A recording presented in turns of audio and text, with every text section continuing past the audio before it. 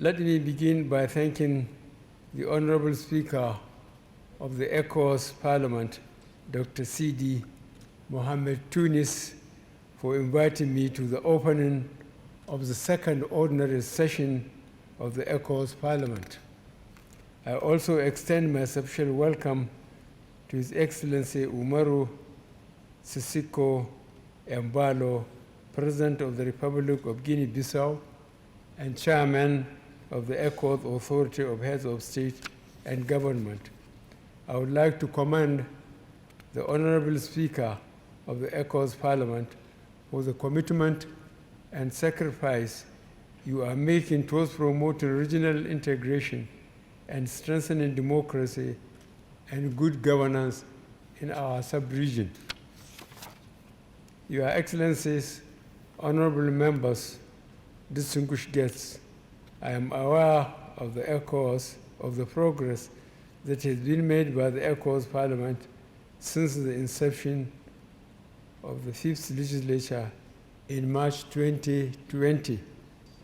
Specifically, your contribution to the efficient and effective implementation of the objectives and policies of the community, including the strengthening of representative democracy, have been outstanding.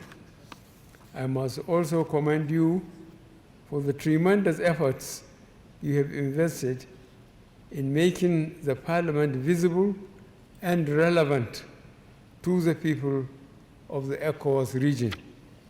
I am aware that over the period of the tenure of this legislature, our people have begun to regard the Parliament as a true representative of their voice and a defendable ally. I therefore seize this opportunity to thank the leadership and all honorable members for a job well done.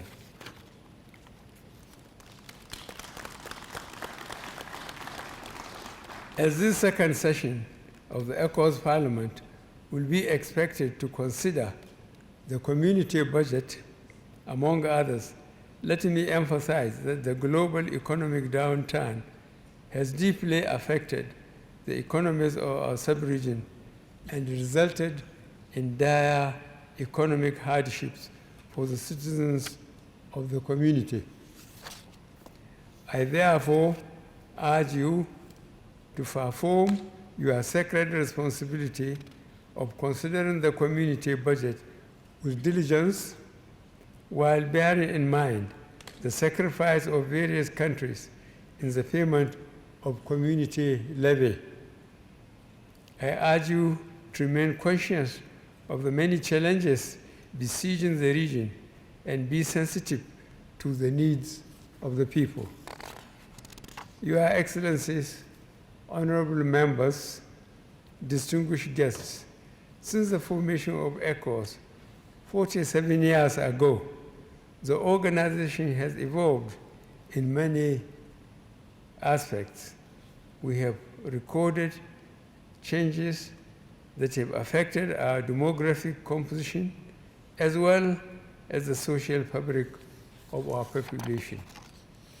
We have seen our challenges increase in face of growing aspirations and the expectations of our people. The good news, however, is that we have continued to work stronger as a community, and we have remained strong and resilient and shining example of regional integration and solidarity.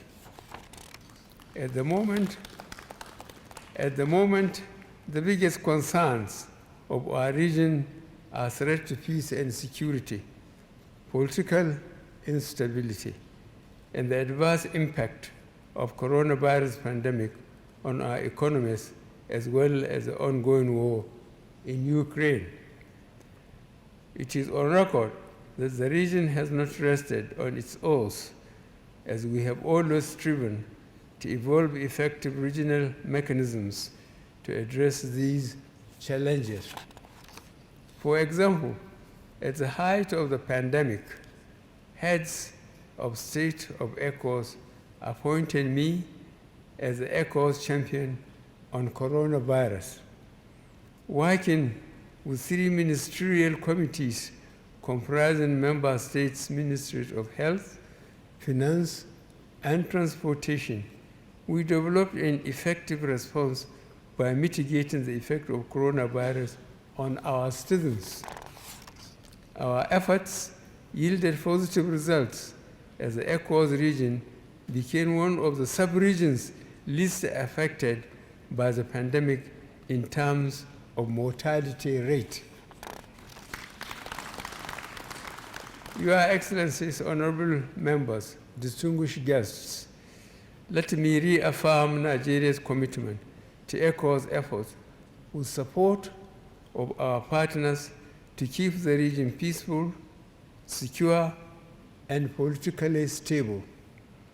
In this regard, Nigeria remains committed to supporting ECOWAS to restore democratic rule in Mali, Guinea, and Burkina Faso. We are convinced that the sustenance of democracy and the rule of law should remain the norm in this promising region. As you are aware, there will be multiple political activities in some ECOWAS member states, including Nigeria, where general elections are due to hold in February and March 2023. Let me see this opportunity to reiterate my commitment to free, fair, and transparent elections and smooth transitions. This is one legacy. This is one legacy that I want to bequeath, not only to Nigeria, but to the region as a whole. At the regional level, Sierra Leone and Liberia are also preparing for elections.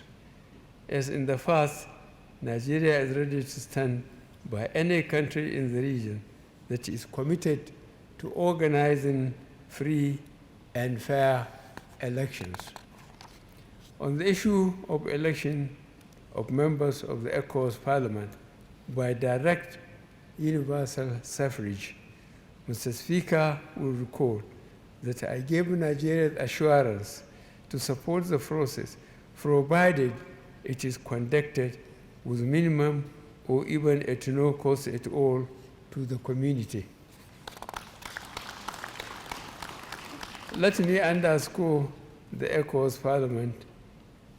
Let me underscore that the ECOWAS Parliament can only fulfill its true mandate when it has a set of directly elected and dedicated members.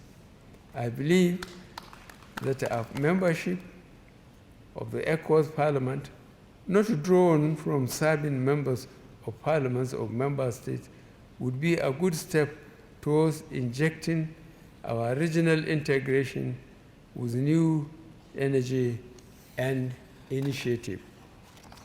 Your Excellencies, honorable members, distinguished guests, as a country that believes strongly in regional integration and cooperation, let me emphasize that Nigeria will continue to support all the ECOWAS institutions domiciled within the country.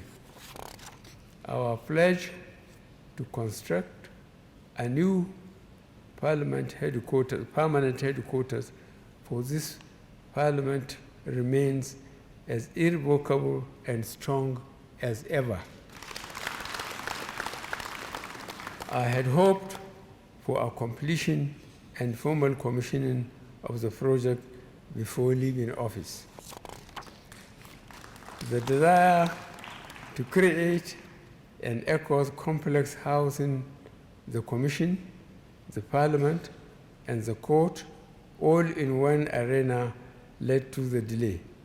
I have been informed that harmonization in drawings and other technicalities have been concluded, and that the groundbreaking ceremony of the ECOWAS Commission's headquarters to be constructed by the government of the People's Republic of China has been scheduled to take place on the 5th of December 2022.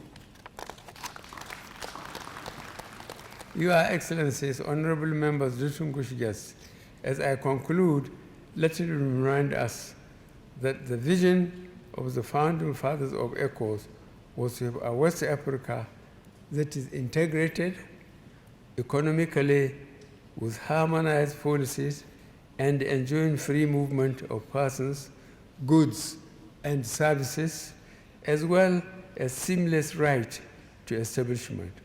We must continue to strive harder to attain those objectives. Let me take advantage of existing mechanisms and our enterprising population to turn our dreams into reality. We have the capacity to do so. Let us collaborate more and remove our outdated physical and psychological boundaries and other colonially inspired differences so that our region can fully attain its full potential.